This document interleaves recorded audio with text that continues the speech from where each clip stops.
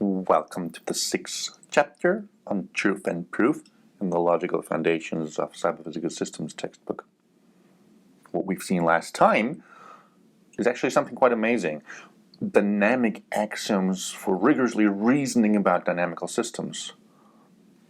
What we will be doing in this chapter now is to augment these dynamic axioms for dynamical systems reasoning principles with whatever it takes to add full mathematical rigor into an actual proof system.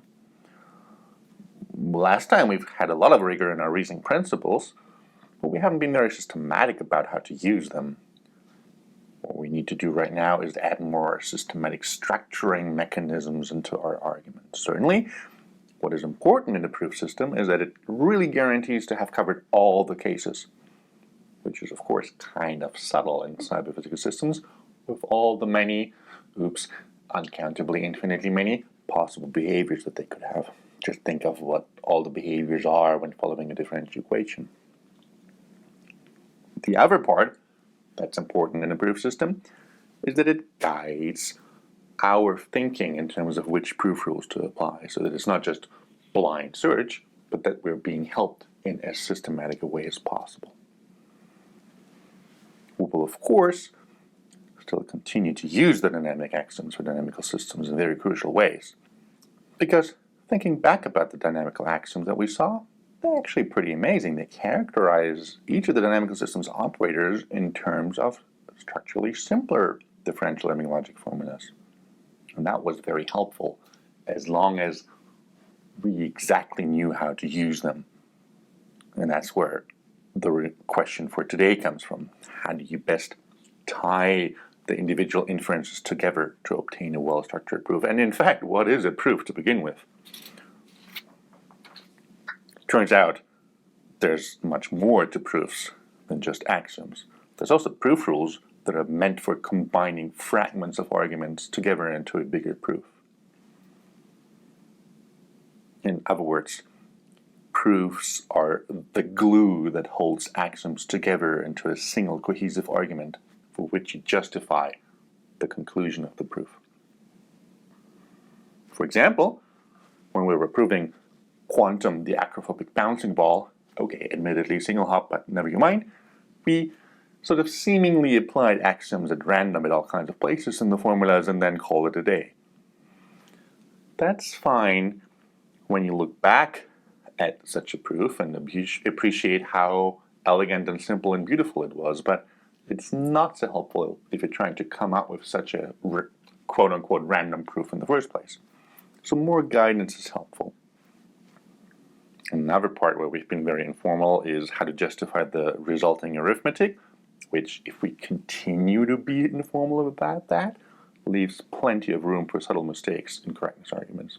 And we should never have subtle mistakes, nor any mistakes at all when it comes to CPSs. So what we will be doing today is imposing more structure on proofs.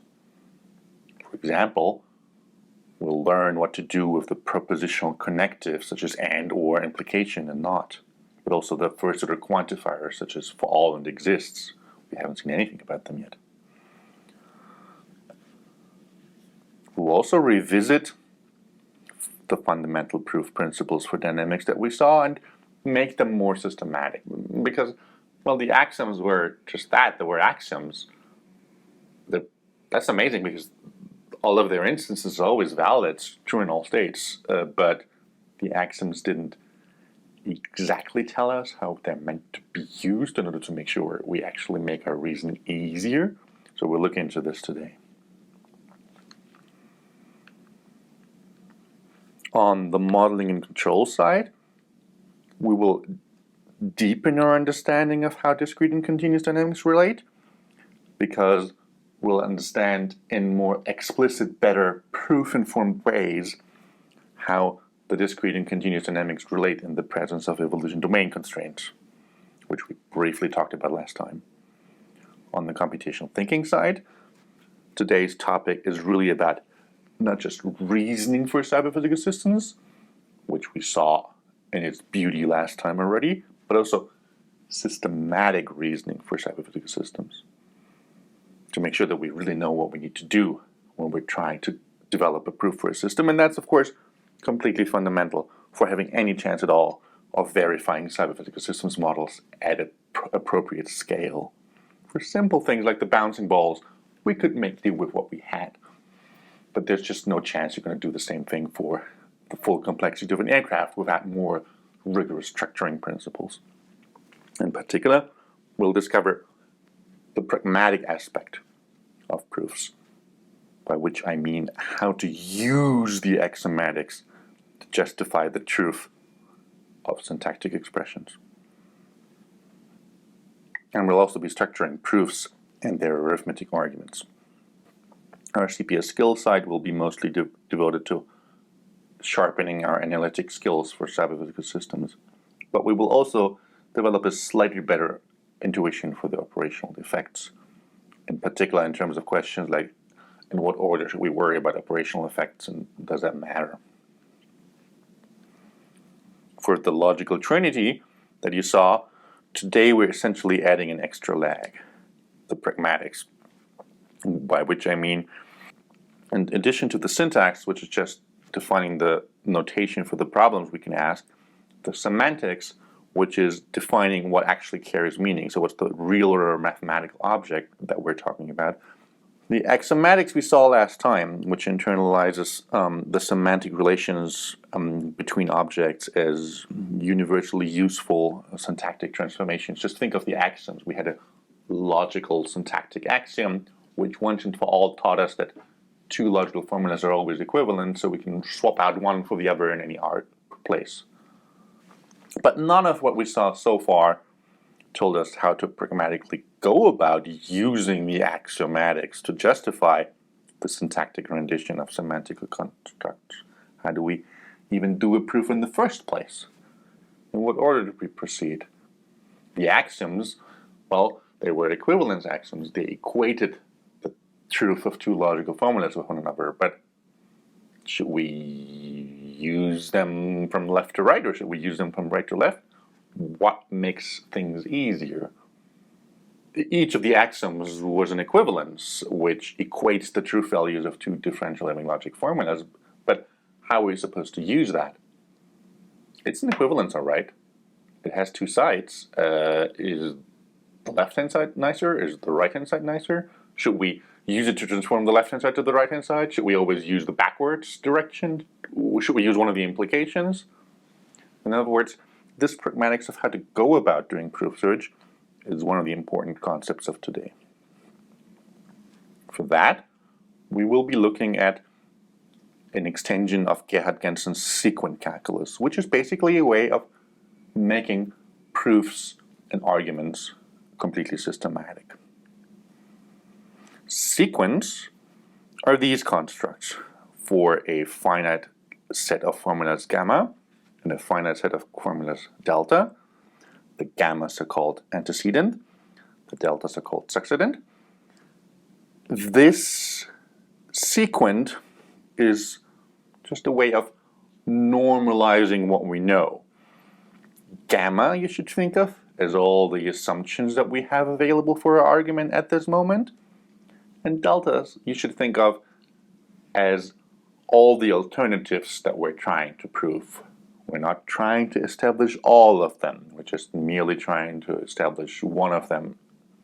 In other words, a sequent gamma turnstile delta is just an abbreviation for this logical formula that says the conjunction of all the formulas on the left-hand side, the antecedent, implies the disjunction of all the formulas on the right-hand side, the succedent.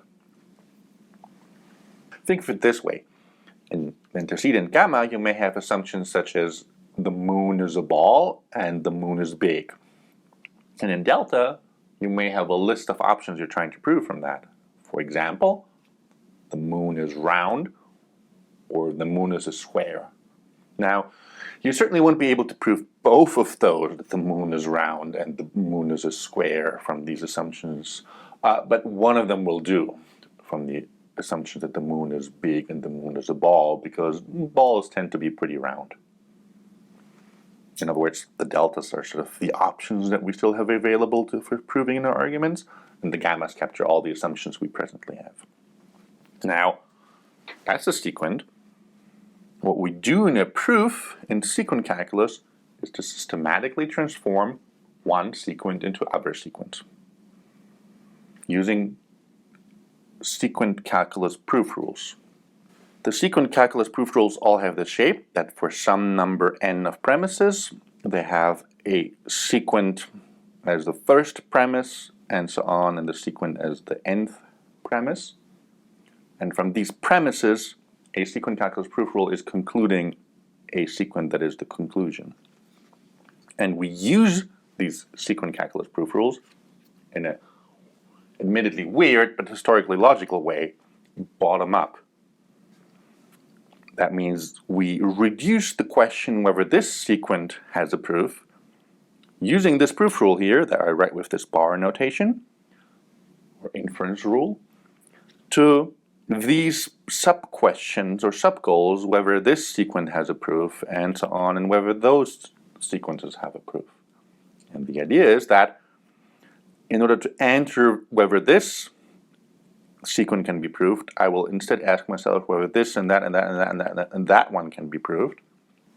Having done so, if I succeeded with the proof of this and so on and the proof of that, then we come back in our argument to make sure that if this has a proof and so on and these have a proof, that means if all the proof rules we used are sound, that these sequence all represent by this encoding valid differential lemma-logic formulas, and that means that if all of these have proofs or they're valid, then that sequence also has a proof, so is valid, which of course is only the case if we don't use an arbitrary transformation as a sequent calculus proof rule, but only sound ones, the ones that say if all the premises are valid, so they're true in all states, then the conclusion is valid, so true in all states.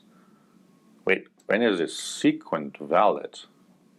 Well, that's actually already defined. Look at this one, for example.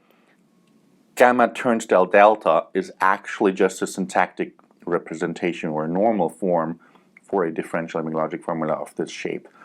Conjunction of every formula on the left-hand side implies disjunction of all the formulas on the right-hand side. And for a differential lemma-logic formula, of course, we already said when it's valid if it's true in all states. So what we need to do now is develop specific proof rules. We will still use logical compositionality arguments as guiding principles to develop one proof rule for each operator, or one proof rule for each shape that the formulas within gamma and within delta can have. Let's do just that.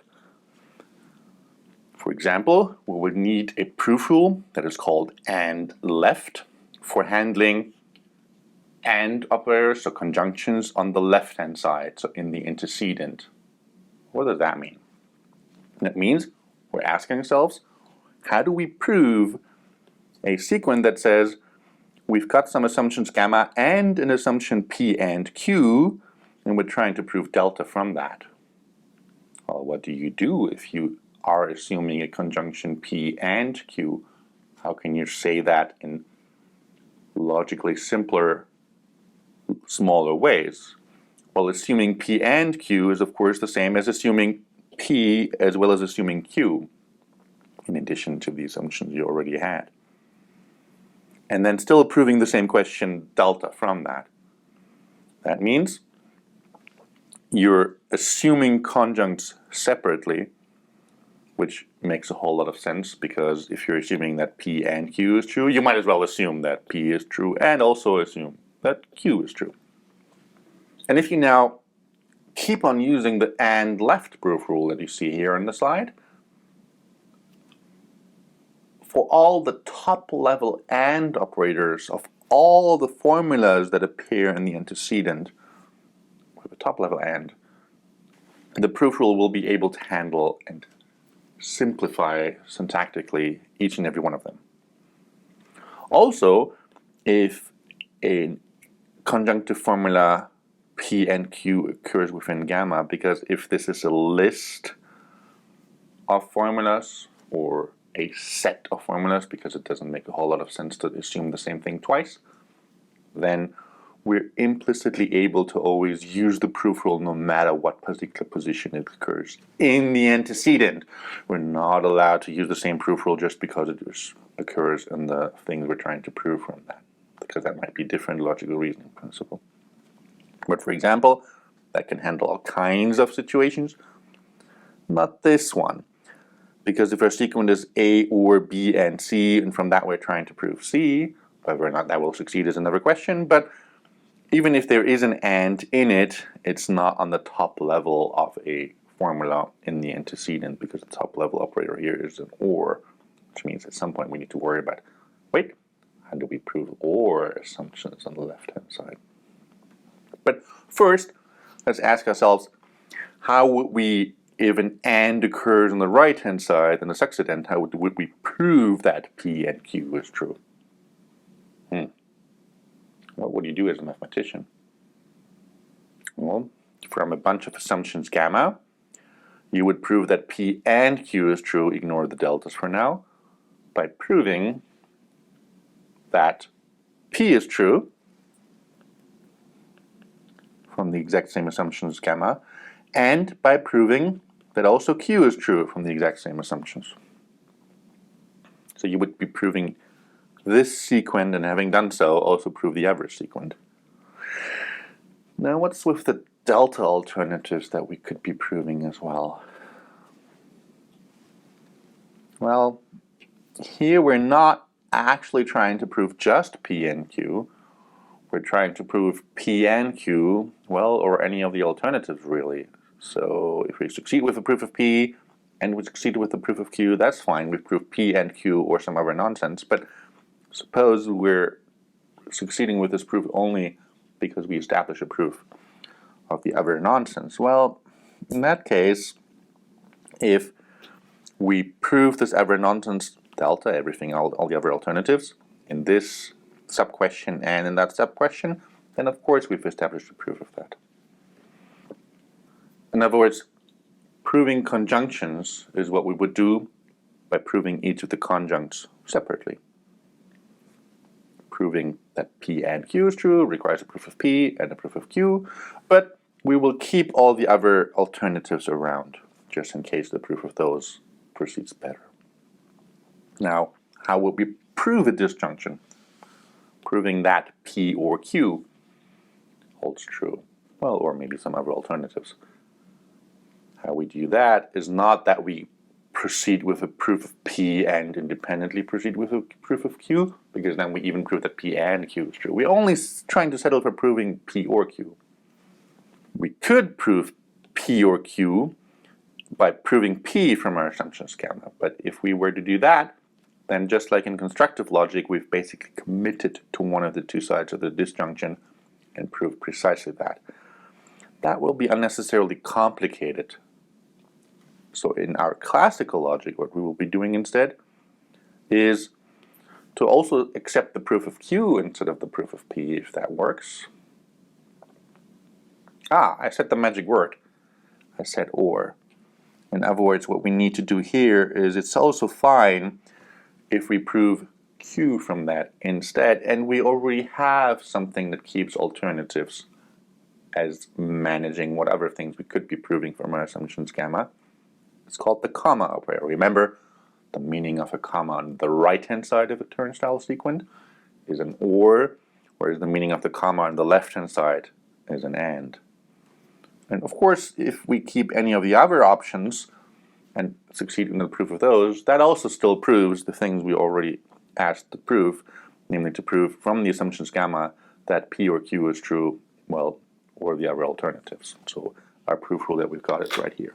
So that's the proof rule for proving a disjunction by splitting the disjunction into its separate parts in the exact same succedent, because the comma in the succedent already has a disjunctive meaning.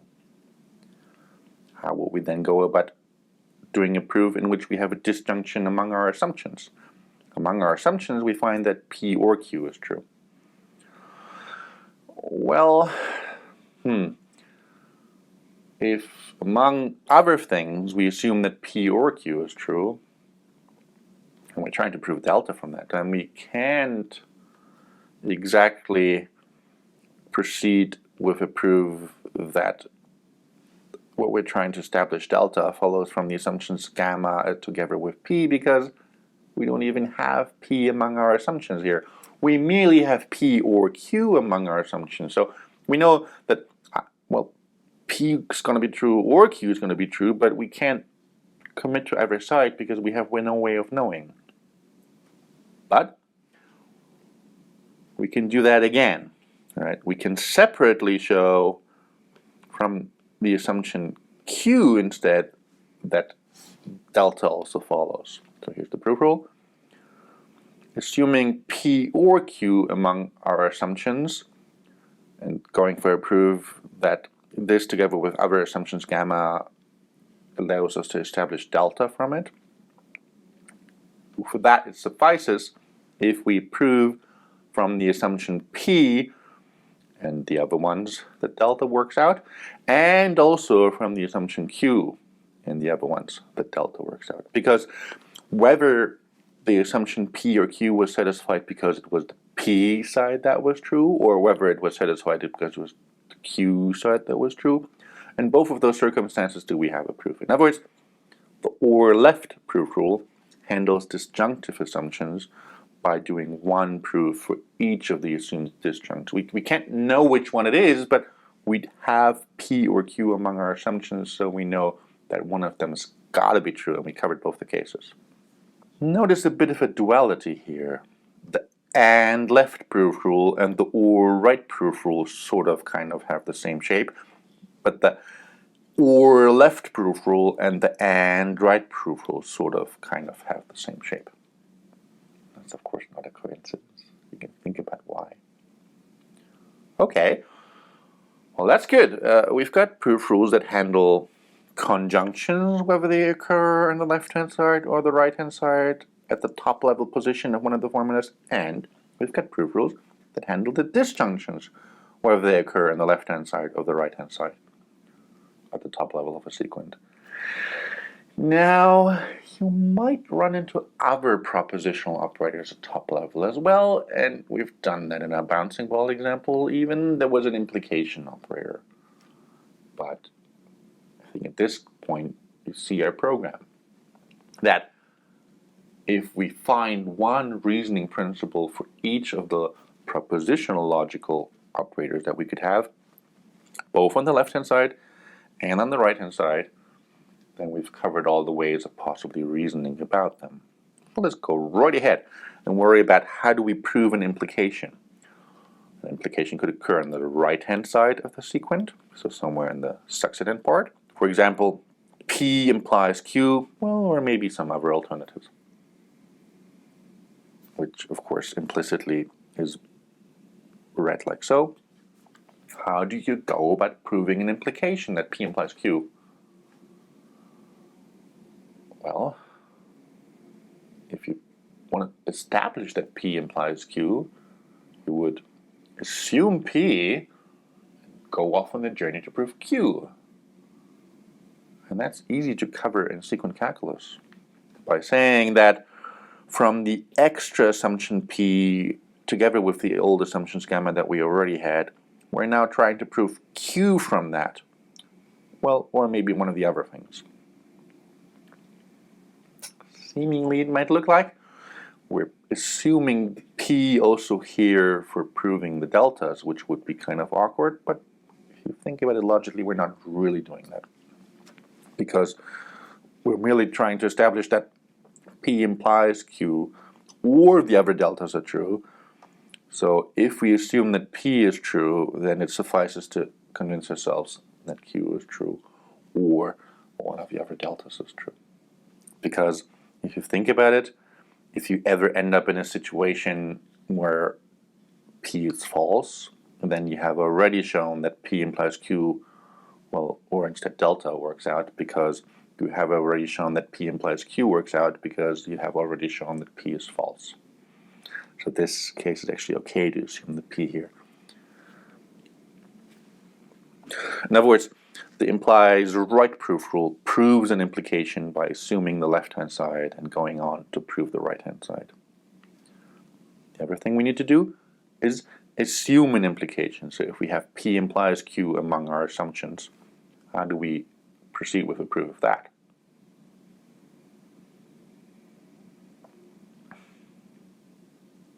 Well, if you have among your assumptions the statement that if something is a prime number, then you cannot divide it by 4 different numbers, then you can continue to work with the assumption that you cannot divide it by 4 different numbers, but I guess you first go ahead and prove that something actually is a prime number, because otherwise it isn't true.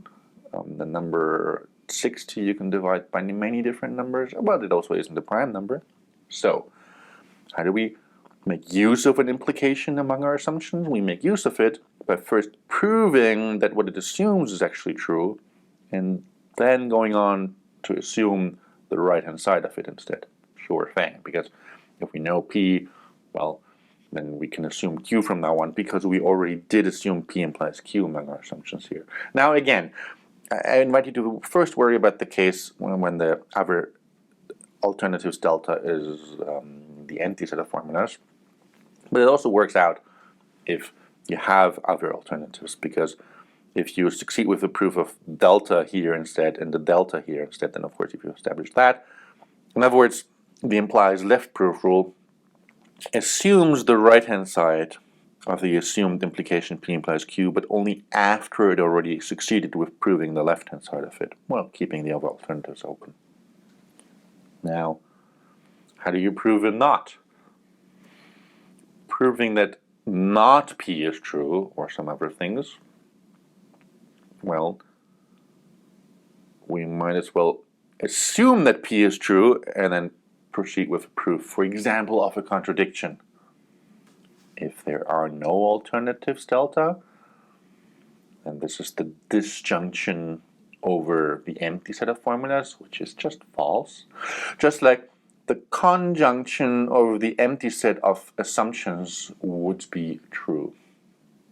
And so proving that not P is true from some assumptions is the same as, well, let's assume P and prove a contradiction from that. Then I guess we prove not P, classical logic.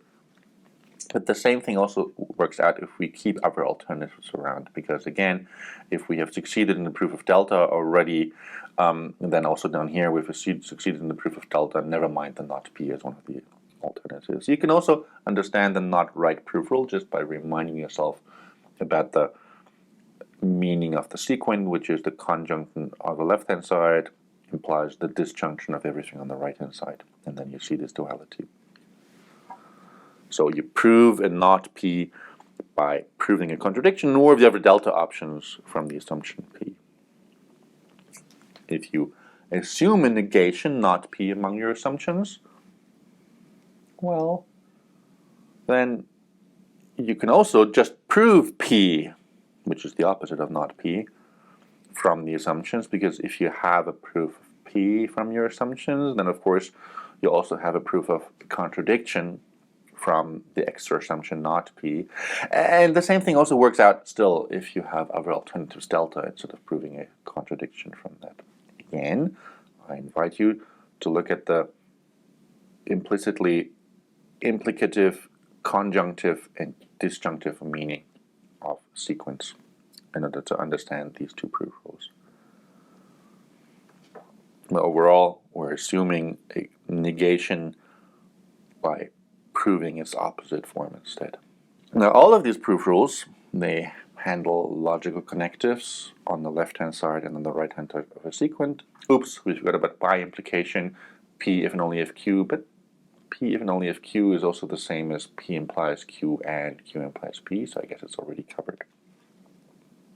But even if these now all structure our thinking, all of these proof rules applications from the conclusion at the bottom to the premises at the top will keep on asking us questions and questions and questions and questions and questions, so we're never done with a proof.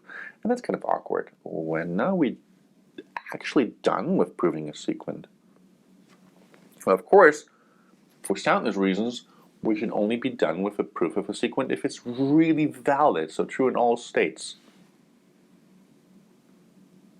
When is that syntactically obvious?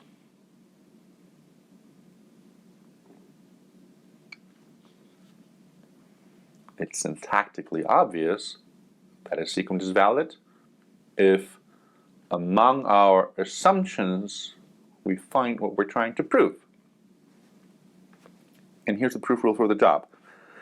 If among our assumptions and the antecedent we find a formula P that we also find among the things we're trying to prove, then certainly does P follow from the assumption P, never mind what gamma did, and never mind whatever alternatives delta are there. And in fact, there's nothing left to prove by this identity proof rule. And in order to make sure in an actual proof that people realize we didn't just stop writing, but we're really done with the proof, we often mark them by a little asterisk. So in a use of this proof rule, we would write up here that we're done with the proof, which we mark like so. Another proof rule is the logical cut proof rule invented by Gerhard Gentzen, which instead of, like all the others, basically make a case distinction on what logical formula we've got, proves that delta follows from gamma in a different way by first proving that a formula C follows from the assumptions gamma, and then assuming that C holds.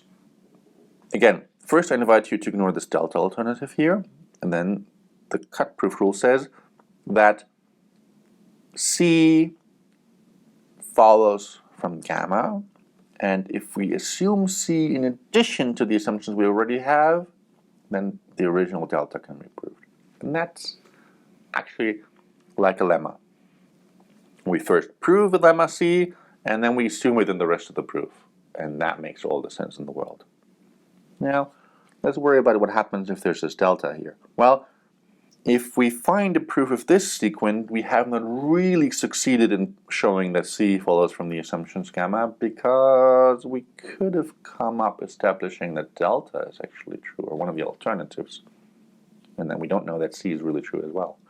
But that's fine, because if we have established delta from these assumptions, then, well, we've established delta from these assumptions, and then we're done with this proof part as well.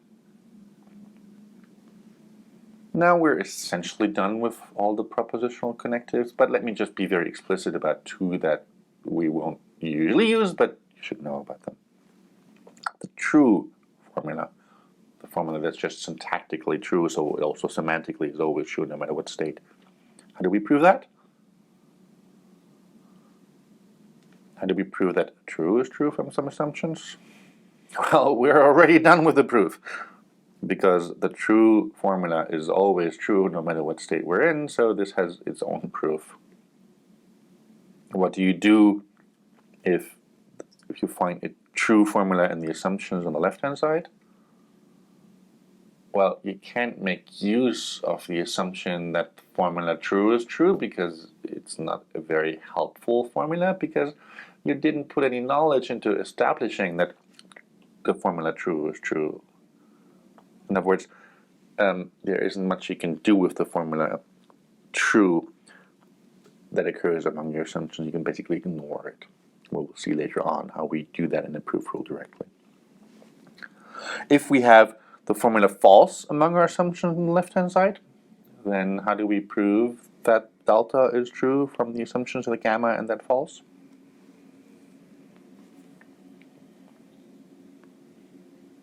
Well, again, we're done, right? Because if among all the other things we're also assuming false, well, then anything follows from that, because the formula false, by definition, is never true in any of the states. So it's one of the, by definition, false assumptions, so we don't have proof. How do we go about proving false on the right-hand side? So that's the false right proof rule. No, hold on a moment. We're never actually supposed to prove that false is true, because the entire point is that the formula false is always false in all the states. So there is no way of proving false except in the cases where false is already among our assumptions. So for example, the identity proof rule would enable us to prove false, but only if false is already among our assumptions. And of course, if we have false among our assumptions, then anything follows from that, even false itself does. Let's put these proof rules to some good use. So here's a logical formula that absolutely deserves a proof. Hold on a minute. It only deserves a proof if it's really valid, so it's true in all states. But that's what sound sequent calculus proof rules will be able to tell. So how do we go about proving it? First, we turn it into a sequent. So we add the sequent turnstile in front of it and prove it from no assumptions. Notice we've got no assumptions when we're trying to prove this. What can we do with it? Well, the logical formula tells us what we need to do to prove it, because its top-level operator is the implication operator. And we, of course, prove implications that occur on the right-hand side by using the implies right proof rule, which proceeds by assuming the left-hand side to prove the right-hand side. So we've reduced the question whether this sequent has a proof to the question whether that simpler sequent has a proof. Why is that simpler? Well, because it has one less logical operator. And if we keep on deleting logical operators, at some point it's going to be really easy by the identity proof rule.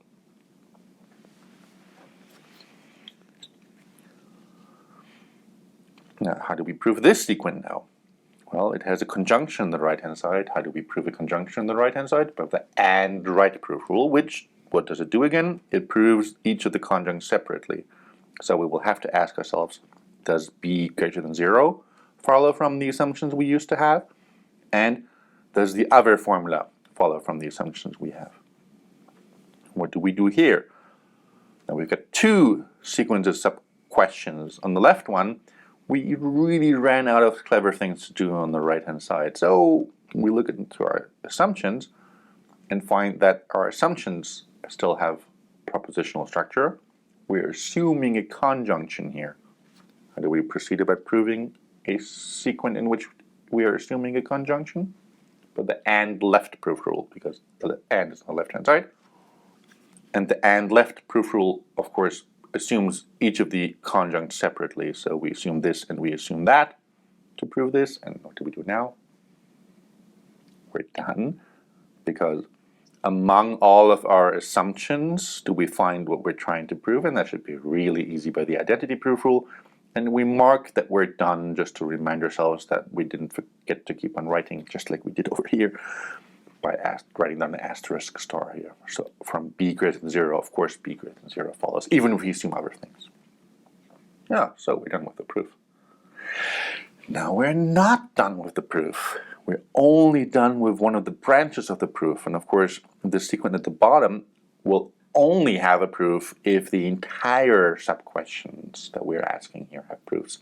This one now does have a proof, but that one doesn't yet. So I guess we need to worry about this. We have a disjunction on the right-hand side. How do we prove a disjunction on the right-hand side?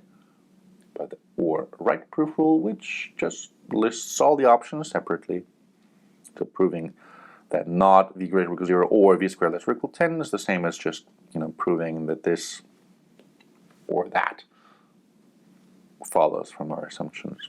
Now, we could be worrying further about the not operator on the right-hand side, but maybe you already see that it's more clever to think about the assumptions that we have here, because our assumption actually seems like it's including what we're trying to show here. So we can worry about how do we work off an assumption that is a conjunction. Well, if we have an and on the left-hand side, then we prove that using the and left proof rule, which assumes the two separately. So we assume the left conjunct and we assume the right conjunct separately. And now it's really easy. Now, among our assumptions, we find what we're trying to prove. So by the identity proof rule, we're done. And now indeed every part of the proof is done.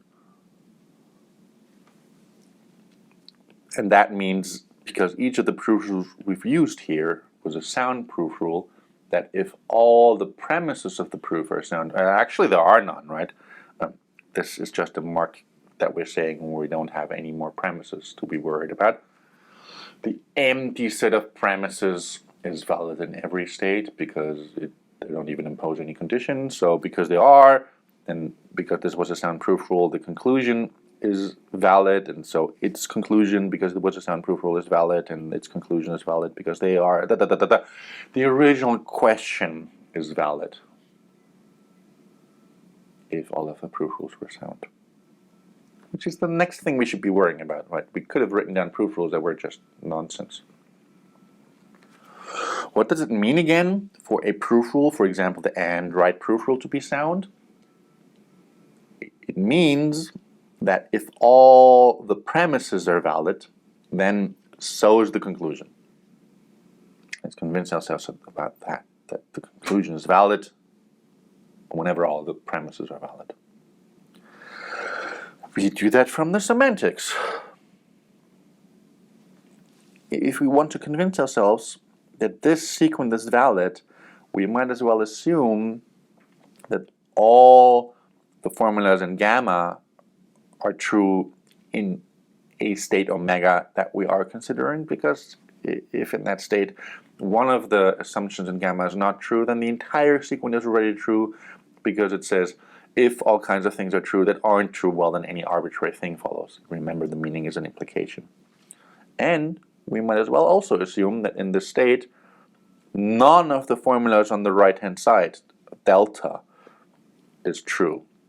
Because again, if one of them would already be true, our overall implication meaning, which has a disjunctive meaning of the comma on the right-hand side, would already be true. So it's really only interesting if we are in a state where all the gamma assumptions are true and none of the delta assumptions are true. And now we really need to establish that P and Q is true in the state omega. But that we cannot possibly show without looking at the only thing we've got, the premises. So by premise, we know, in particular in this state omega that we care about, that this sequent is true, or rather the logical formula that is corresponding to this, the one that says conjunction of all the left-hand side implies disjunction of everything on the right-hand side. And likewise, well, this is valid, so it's also true in the particular state omega. Now, by what we assumed without loss of generality here, all the gammas are true in the state omega, but none of the deltas is. So the sequent can only be true in the state if P is also true in the state. And this can only be true in the state if Q is also true in the state. That means, by this left premise, do we know that in the particular state omega does P have to be true? And by the right sequent, do we know that Q has to be true? Well, and then we of course know that their conjunction P and Q is true, because that's the very meaning of conjunction, remember? The set of all states where P and Q is true is just the intersection of the set of all states where P is true with the set of all states where Q is true. So both P and Q are true in the state omega, so is the conjunction. Well, and that of course means that the sequent that we're trying to establish is true in the state omega, and hey, that state of omega was completely arbitrary in our argument, so of course it works for every state omega, so the sequent is valid. In similar ways, of course, it doesn't suffice to just convince us that the AND right proof rule was a sound one, but all of the proof rules we ever adopted have to be sound. And then we're able to prove the theorem of soundness of sequent calculus, that every differential lemma-Langevin formula with a proof is actually valid. And this, of course, is very important. Imagine you going off on a journey to find a proof for your favorite hypothetical system.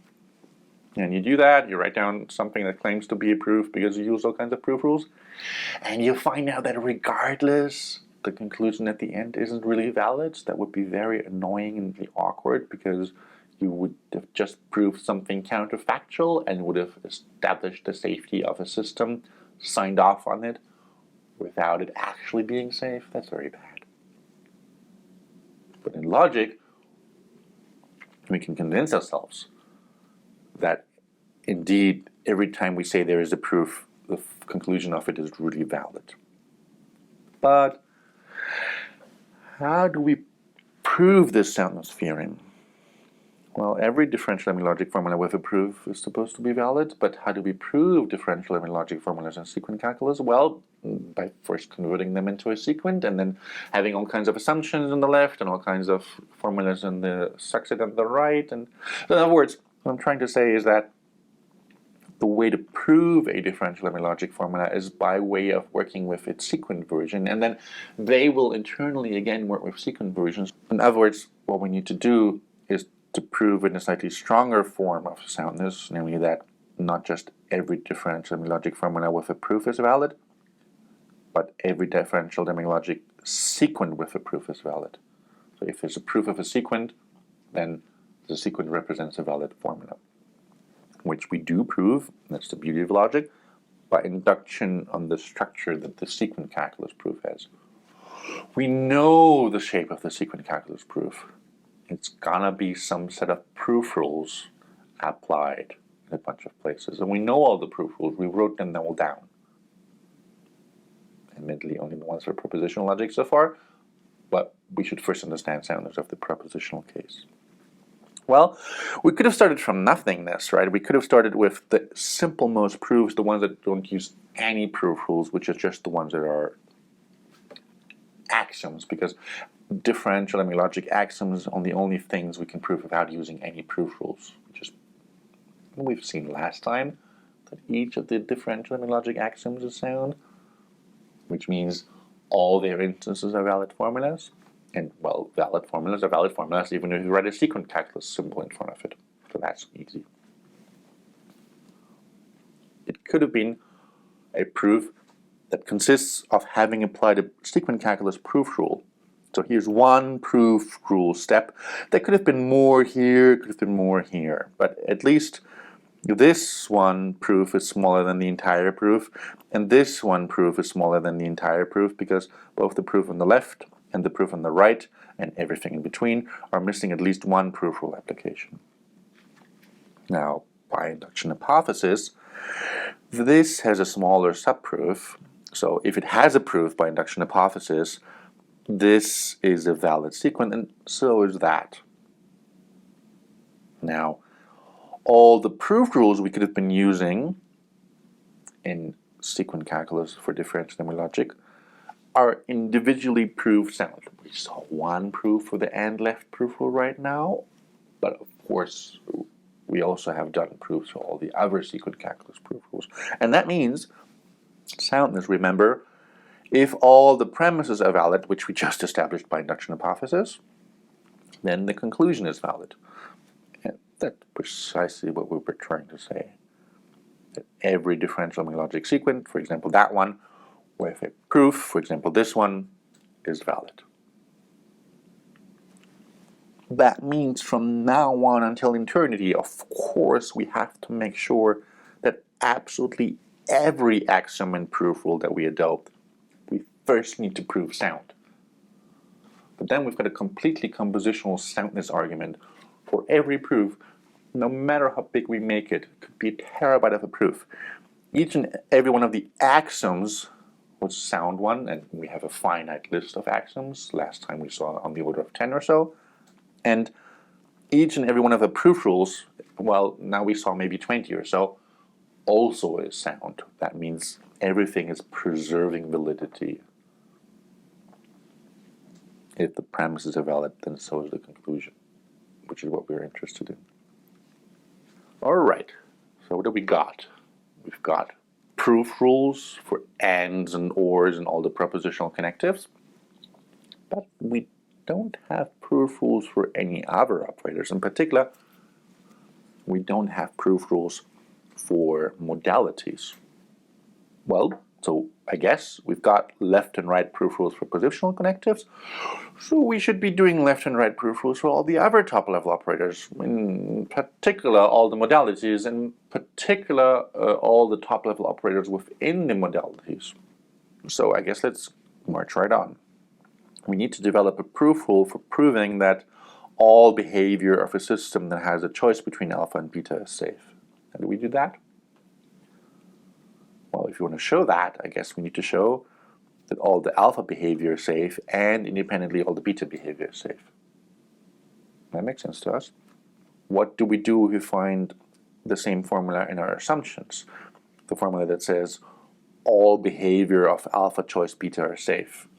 Well, we need a proof rule for the box choice operator occurring on the left-hand side. What do we do? Well, we also say that we work off this assumption by instead assuming that all the alpha runs are safe and separately assuming that all the beta runs are safe, of course. They're saying the same thing. Notice something? That's incredibly boring because we already know all of this from just the differential logic axiom of non-deterministic choice that says, never mind in what context, all runs of alpha choice beta are safe if and only if all the alpha runs are safe and independently all the beta runs are safe. The two formulas are equivalent. Whether they occur here on the right-hand side of the sequent, or whether they occur on the left-hand side of the sequent, or in fact whether they occur anywhere at all. Speaking of anywhere at all, these two proof rules, we could be adopting them, but then we cannot use them in another logical context, such as the one we find after a differential equation. Just look at this. After this differential equation for the bouncing ball, we really wanted to split this non-deterministic choice because it makes our reasoning easier. But this proof rule will not apply here. It's not of the form that one of the formulas on the right-hand side, well, there is only one, it starts out with a box choice. No, it does not. It starts with a differential equation.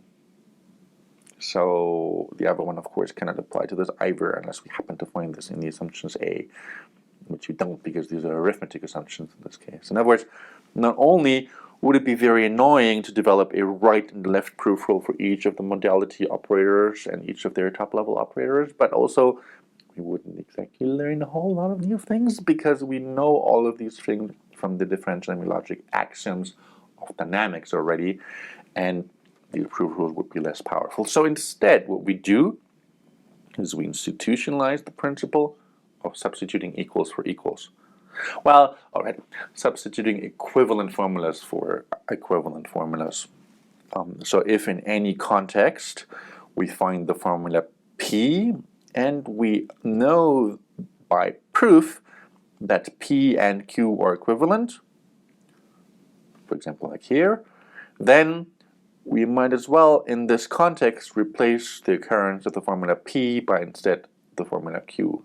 And we can do that not just when P occurs in any arbitrary context on the right-hand side, we can also do the exact same thing when P occurs in any arbitrary context on the left-hand side of the sequent. If P and Q are equivalent, then it doesn't matter whether we mention P or Q. This is really the intuitive principle of substituting equals for equals in the case of logical formulas.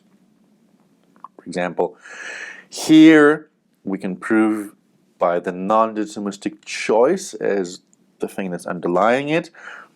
By the non-deterministic choice, this is equivalent to that, and because the blue formula, which we've got here, is equivalent to the green formula, which we've got there, then of course it doesn't matter which one we mention. So by the contextual equivalence principle, if we use this equivalence right here, we can write the green right-hand side instead of the left blue-hand side. Reminder, for this to be sound, it is of course super important to really have a proof that P and Q are equivalent under no assumptions. Because in the middle of some logical formula context, such as the right here, we have no way of knowing whether our assumptions are still true. But that's precisely what we've got from the axioms of differential logic. Each of them is an equivalence. So let's make use of that. Here's an admittedly still super boring differential logic formula, but at least it's got some programs in it. So what we need to do here is use the sequential composition axiom. Yeah, we also have to use the contextual equivalence proof rule, but we usually just elide the mention of that.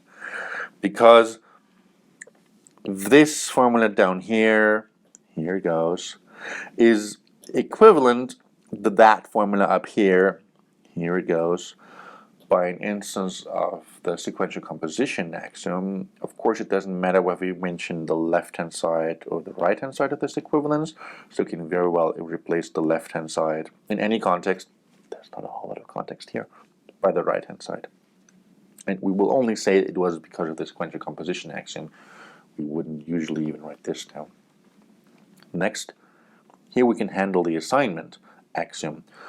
So this formula up here is equivalent to that formula down there by an instance of the assignment axiom. Notice the occurrence of A, all of them in here are replaced by the right-hand side minus B. In this particular case, we leave this assignment in here, but we could have worked in the other order. Just think about how you would do that. And then the only remaining modality is handled again by an assignment, where again, by another instance of the assignment axiom, this formula here by the assignment axiom is equivalent to that formula right there. And so it doesn't matter whether we mention the left-hand side or the right-hand side. And now we can simply copy-paste the proof we already had before, because coincidentally the remaining sequence that we have right here is just the propositional logic we already saw. Copy-paste. Slight twist. Here and there we don't quite have the exact same arithmetic form. In other words, we will also need to start to learn to reason about real arithmetics.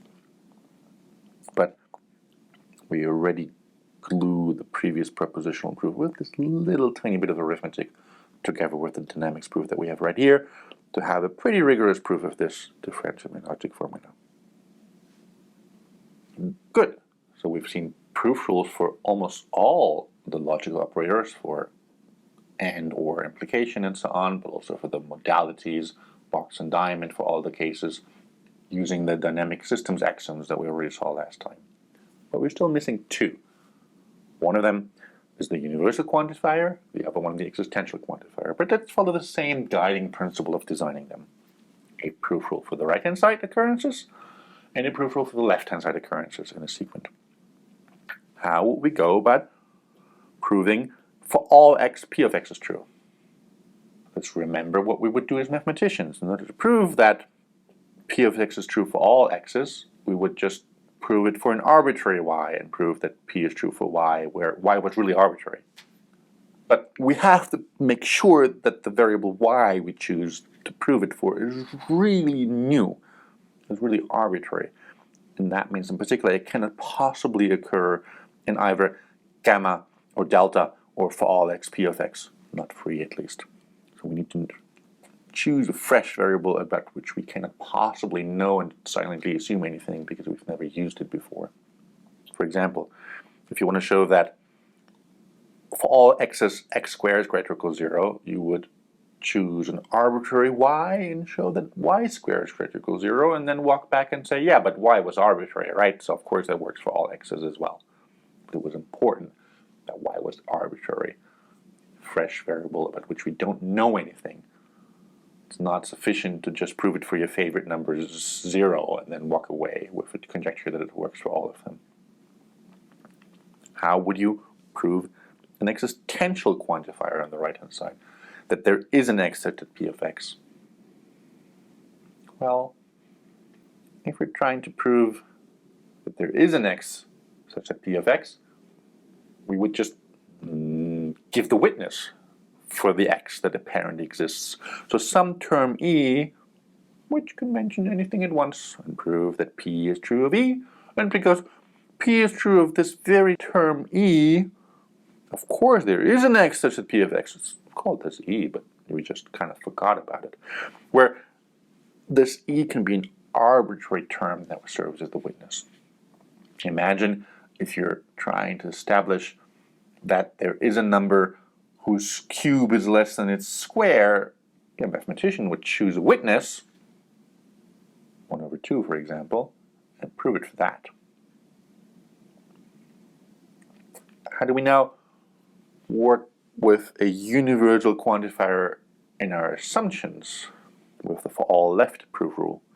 Well, if somebody tells you among your assumptions you get to assume p of x for all x's, then I guess it's okay to also assume it for a very particular term e, because after all, if we assume that p of x is true for all x's, then it should definitely be true for the term e as well, that we made up arbitrary.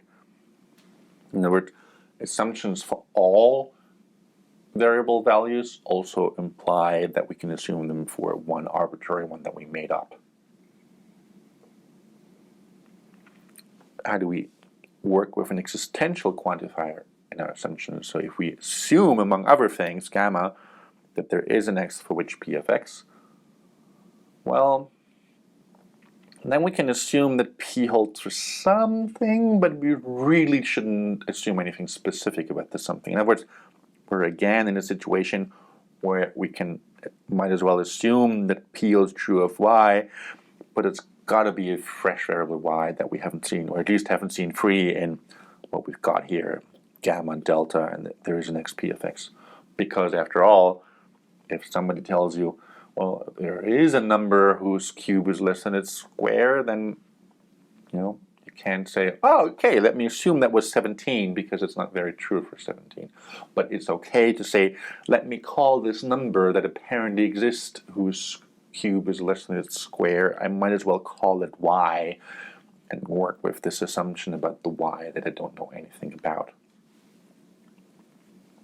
And this finishes up sequent calculus proof rules, all of them.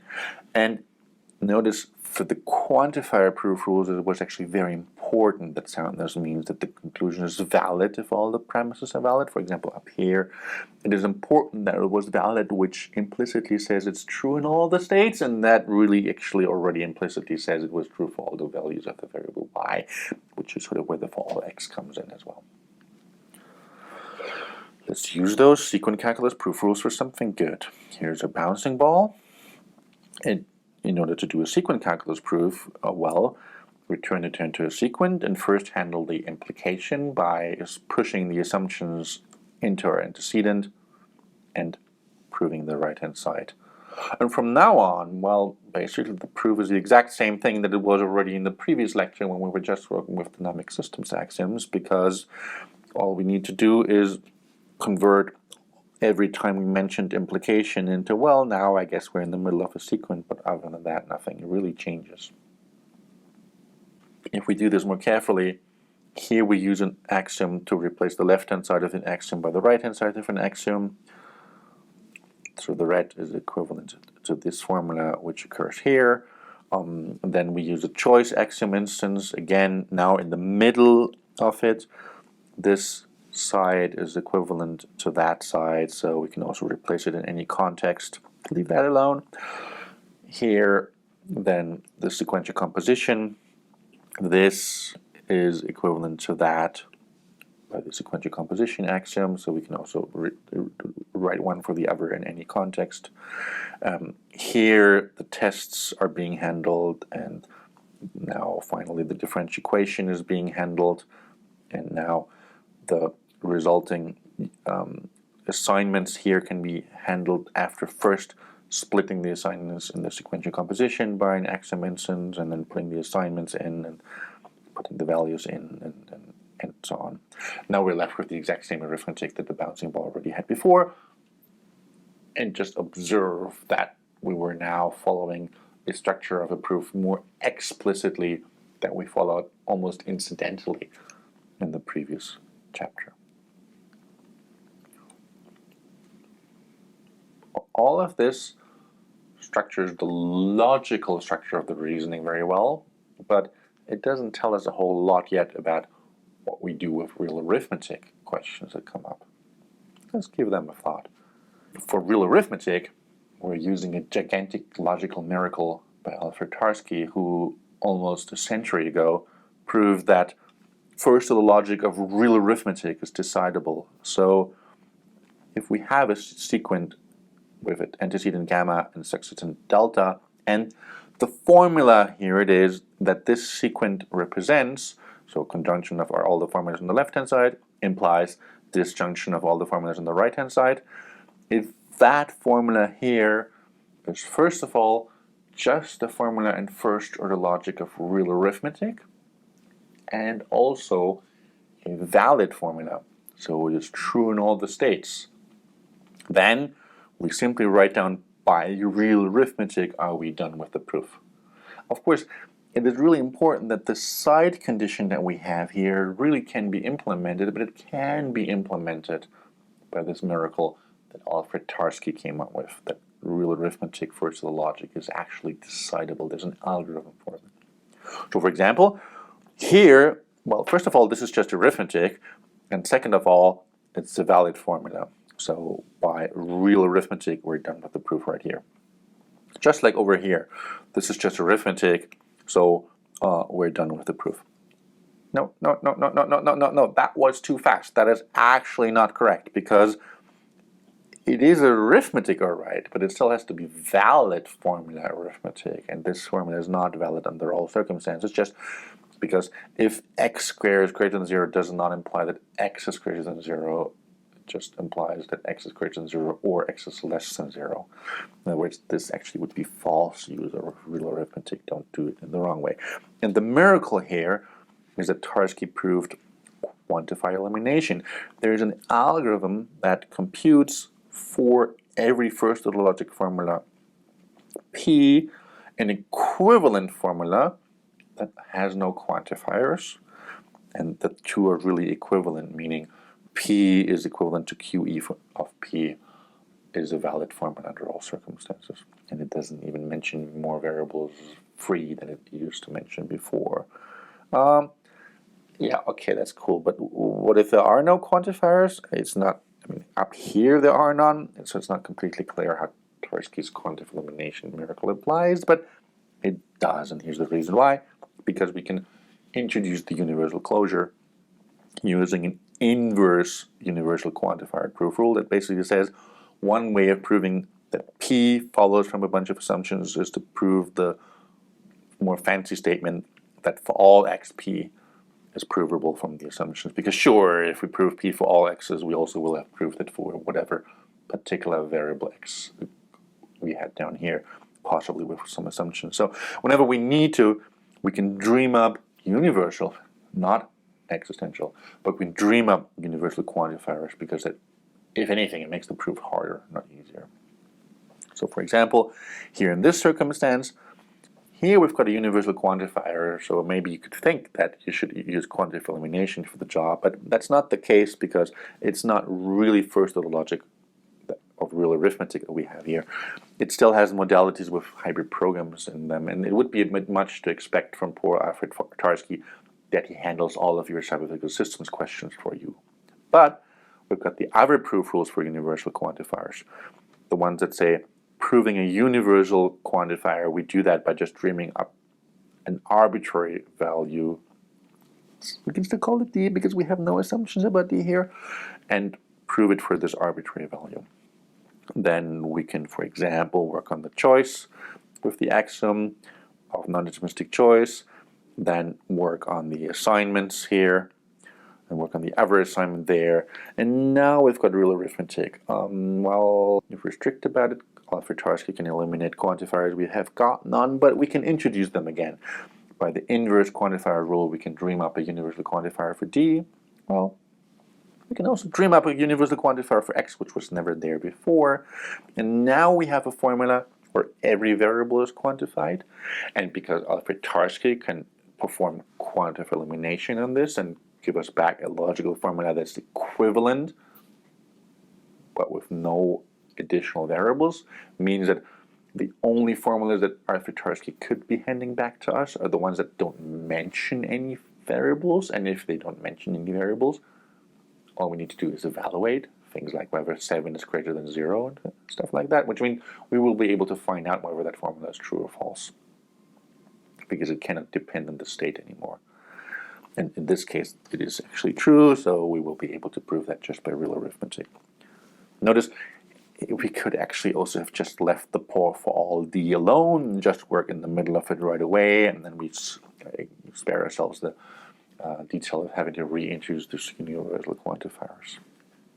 Now, real arithmetic decidability is a big miracle of logic, but its complexity of the algorithms that decide it isn't amazing. In other words, oftentimes it can be very important to simplify in logic the arithmetic questions before you proceed. One of the techniques to logically simplify real arithmetic questions will simultaneously enable us to practice quantifiers and learn something useful about differential equations. Namely, when we're giving a question about a differential equation, x prime equals f of x, within the evolution domain constraint q of x, does a postcondition p hold afterwards.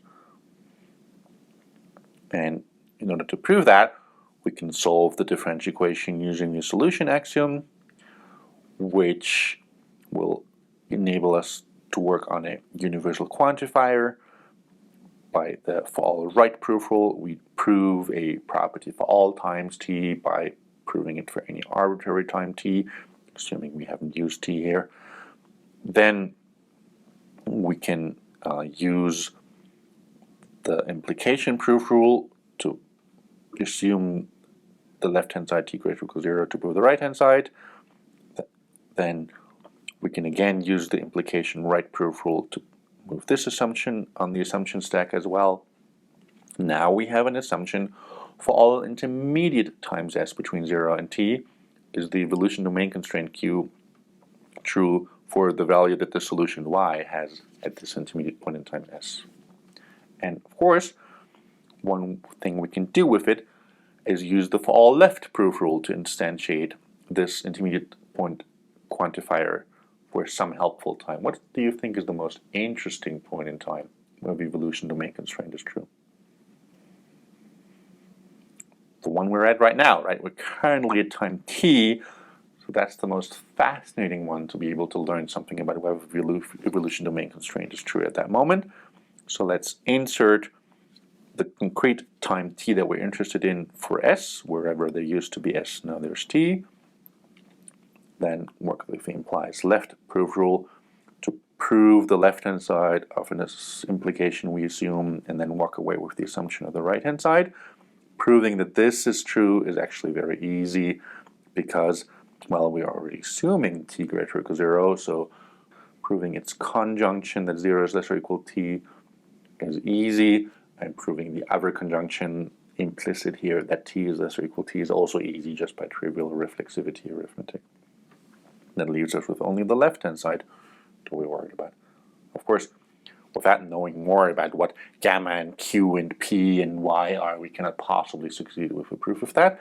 But we walk away with the insight that this proof could always be done if we have a solution, so we summarize it with a derived proof rule that says if we would like to prove this, we might as well prove the only one remaining question, namely that one up here. Of course, under the usual assumptions for solutions, namely that y actually is a solution of a differential equation and starts from the appropriate symbolic initial value, and t is a new time variable and all that sort of thing. But this now is a different style of justifying why a proof rule is okay. It's not one that we have to bake in and convince ourselves with the semantics that it is right. It is a proof rule that we simply read off by mix and matching other proof rules and axioms together in order to succinctly summarize what we've learned this way around. And now, when we look at the remaining derived proof rule, it tells us that if we're trying to prove a box property of a differential equation with an evolution domain constraint q, then of course the evolution domain constraint actually has to hold at all the moments in time, but it is okay for a proof to merely work from the assumption that the evolution domain constraint q is true at the end time t that is arbitrary, when that suffices in order to prove the postcondition. And yeah, this instantiation that we did down here of a quantifier actually is helpful because it saves work for the real arithmetic quantifier elimination because, hey, we eliminated it by instantiating it appropriately. So this can be a very helpful idea in your proofs to manage proof complexity of real arithmetic as well. Another thing that can go wrong in arithmetic is that you have a ton of stupid assumptions. Some of them are very clever even, but the arithmetic question you have is just like in the case you saw a moment ago, a very easy one. From the assumption that r is greater or equal to 0, it's pretty easy to prove that 0 is less or equal to r, and also r is less or equal to r, which has nothing much to do, if anything at all, with the additional assumptions A that you have available. Remember, your proof in sequent calculus is carefully managing exactly the set of assumptions that you have available. It's not telling you which of them are useful. If you have a very complicated arithmetic formula, that can be a big distraction to the real arithmetic decision procedure. This is essentially Occam's assumption razor. Think of it, how hard it would be to prove a theorem if you have all the facts in all the books of mathematics available as your assumptions. It's going to be a gigantic implication with lots of assumptions, and they're not helpful compared to trying to do a proof if somebody gives you just the two facts that actually matter for your argument. So, by using your intuition and insights about the CPSs you're designing, you can make the arithmetic a lot more scalable by deleting assumptions, which is always okay, by the weakening left proof rule, the one that says, in order to prove that from the assumptions gamma as well as p, delta follows, it suffices to prove that already just from the assumptions gamma does delta follow. It's okay to delete assumptions. It's just not a great idea to dream them up, because that would be unsound. Likewise, with the weakening right proof rule, is it okay to delete alternatives that we are trying to establish on the right-hand side? The thing on the top is always a bit harder to prove than the things on the bottom. But here it's actually easier computationally, even if magically we made assumptions disappear, which makes it seemingly harder. It's computationally a lot easier. Another thing we can do to help arithmetic along is abbreviate terms to reduce the complexity. Here's some arithmetic, and well, it may or may not be true, it's hard to see, but notice here the exact same fancy complicated term is appearing a bunch of times. If we simply call this term z, give it a new variable name, then the remaining arithmetic is just that. We've got some arithmetic distractions, but it is already easier because all that we're asked to do now is from the assumption that 0 is less or equal to z, and z is less or equal to b, and d is less or equal to 8, to prove by transitivity that z is less or equal to 8, which is comparably easy. And it can be very easy for arithmetic procedures to see if it is present like so, and very hard if it is hidden behind very complicated arithmetic expressions instead. We will not now develop a proper proof rule for introducing such abbreviations, even if you're already welcome to use them in your proofs, because that will be a topic of a later chapter, 12 to be precise. But in order to just give you a hint of how this works, this is actually an inverse of a derived proof rule that also is useful, one that turns assignments into equations. So, there's another way of handling that. We assign the value of the term e to the variable x and prove that p is true of x, is to assume the equation that y is equal to e, and then instead prove that p is true of y. Where, of course, for soundness reasons, it is extremely important that y, again, is actually a new variable. Just think of how awkward it'd be if our assignment here would be x assign x plus 1, and then we would have as our assumptions x equals x plus 1, which is really impossible of an assumption. But if y is a fresh variable, basically denoting the new or static single assignment form value for the variable x, then it's sufficient to prove that p is true of y. This proof rule can sometimes be useful, but it's already derived. Another thing you can do to simplify arithmetic is to use a creative cut. So a cut, like Gerhard Gentzen, prove a lemma and then use a lemma, but you use it in a clever way to dream up arithmetic that simplifies your questions. Think of it this way. If you're trying to prove this, ordinary propositional logic proof rules turn it into that question, and now you have among your assumptions that x minus y squared is less or equal to 0, and some big and fancy formula p of y, and a big or fancy formula p of x that you're trying to prove from that. Now that can be hard. But a clever arithmetic insight would lead you to observe that, wait a minute, if x minus y squared is less or equal to 0, then of course x has to be equal to y.